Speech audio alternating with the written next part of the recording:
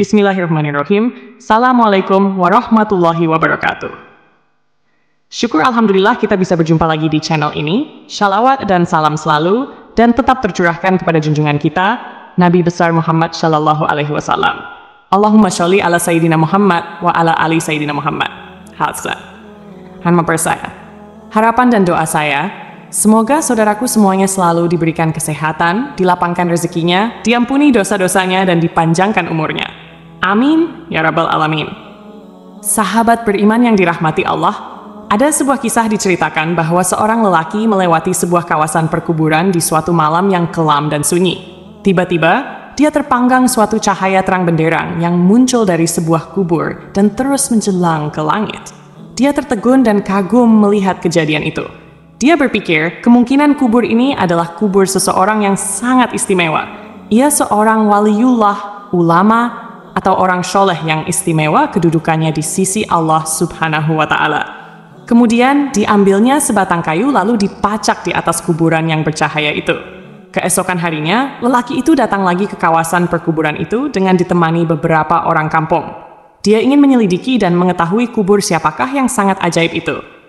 Untuk mengetahui lebih lanjut, lelaki itu berkunjung ke rumah keluarga si mayit dan bertemu dengan istrinya. Lalu, ia menceritakan keajaiban yang dilihat di perkuburan suaminya. Anehnya, istrinya terkejut dan keheranan. Dia sangat mengenal suaminya. Suaminya bukan siapa-siapa, hanya seorang petani biasa saja. Bukan seorang yang alim, bukan seorang ahli ibadah, bukan orang soleh. Apalagi suaminya bukan imam, bukan muadzin, bukan guru Al-Quran.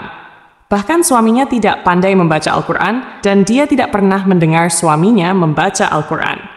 Akhirnya, lelaki itu bertanya, apakah ada perkara-perkara yang si Fulan selalu lakukan dalam kehidupan sehari-harinya.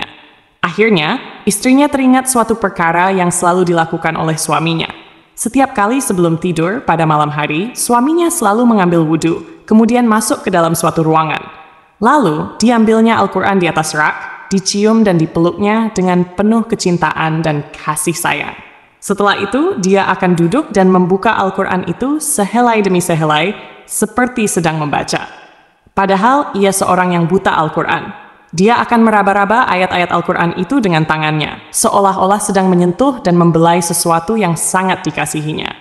Istrinya berkata lagi, ia pernah mendengar rintihan tangis suaminya yang sangat sedih mendayu-dayu dengan penuh penyesalan. Tuhanku, ampunkanlah aku karena aku tidak mampu membaca kalimat-kalimatmu ini. Janganlah engkau hukum aku di atas kebodohanku ini, ya Allah.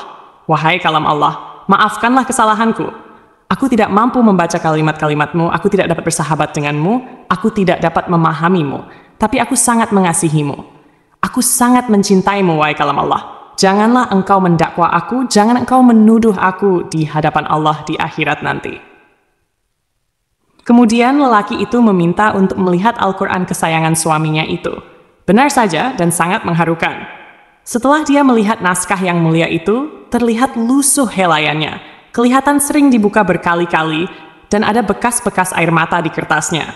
Tanda seseorang sering menangis berurai air mata tatkala membuka lembaran yang maha suci itu. Pastinya lelaki ini sangat mulia pribadinya. Hatinya telah bersatu dengan roh Al-Quran. Dia sangat mengasihi kalimat-kalimat Allah itu dengan sungguh-sungguh. Berarti ia mengasihi Allah dengan seluruh jiwa dan raganya. Sahabat beriman yang dirahmati Allah, marilah kita menghidupkan Al-Quran di dalam masjid kita, di dalam rumah kita, dan di dalam diri kita. Luangkan waktu kita setiap hari untuk membaca Al-Quran dan pahami isinya. Memuliakan Al-Quran saja sudah mendapat syafaat yang begitu luar biasa. Apalagi kalau kita membacanya, memahaminya, dan mengamalkannya.